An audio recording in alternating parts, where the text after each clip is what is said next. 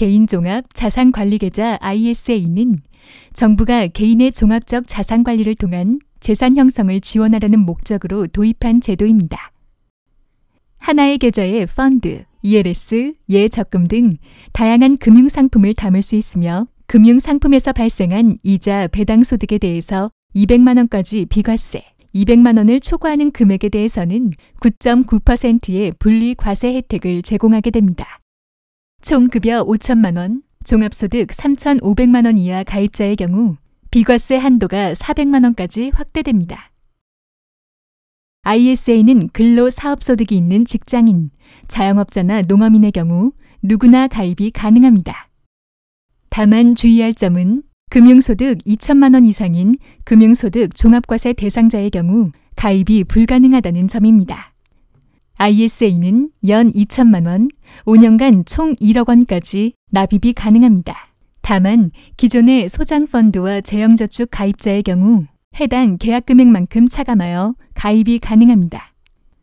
세제 혜택을 받기 위해서는 5년 동안 반드시 계좌를 유지해야 하며 농어민, 청년 또는 일정급여 이하의 경우 3년만 유지해도 세제 혜택은 유지됩니다. 다만 2018년 1월 1일부터는 납입원금 범위 내에서 인출하는 경우에는 감면받았던 세액을 추징하지 아니합니다.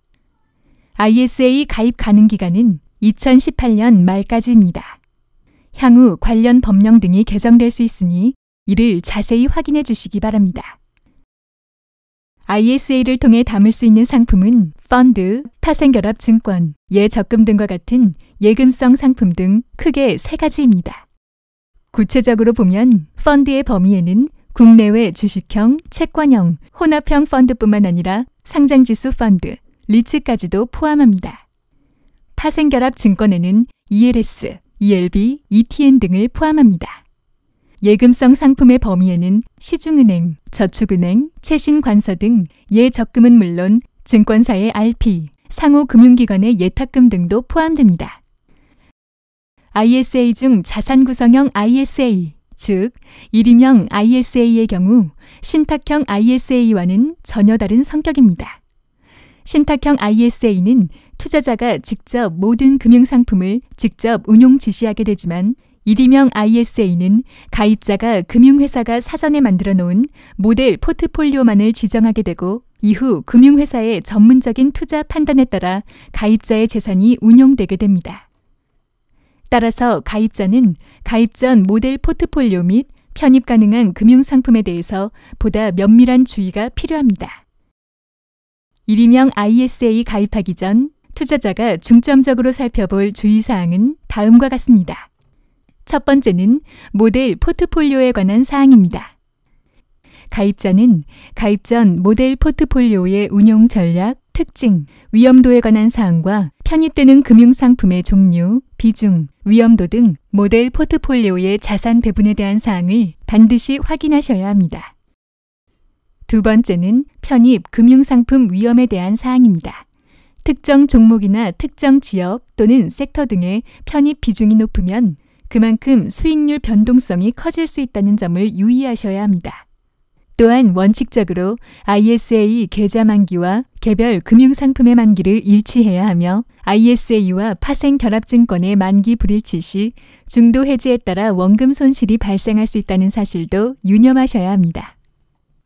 셋째는 운용 지시에 관한 사항으로 가입자는 일임형 ISA는 금융회사에게 자산 운용을 위임하더라도 향후 투자자 성향을 벗어나지 않는 범위 내에서 개별적인 운용 지시를 할 수 있다는 점입니다. 마지막으로 ISA의 세제 혜택, 투자자가 부담하는 보수 수수료에 관한 사항 등 계약 체결 전반에 관한 사항을 반드시 이해하시고 가입하시기 바랍니다. 이 밖의 자세한 사항은 투자 설명서 및 투자 계약 서류 등을 통해 반드시 확인해 주시기 바랍니다. 마지막으로 일임형 ISA 투자에서 가장 중요한 투자자 성향 파악 절차에 관한 사항입니다.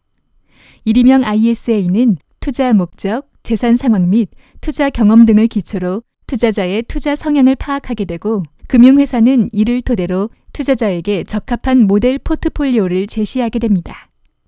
따라서 자신의 투자 성향에 맞는 금융상품을 가입하기 위해서는 앞으로 진행될 투자자 성향 파악 질문에 대해서 충실하게 답변하셔야 합니다.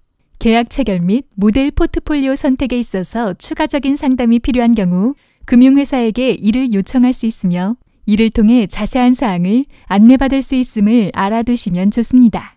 지금까지 경청해 주셔서 감사합니다.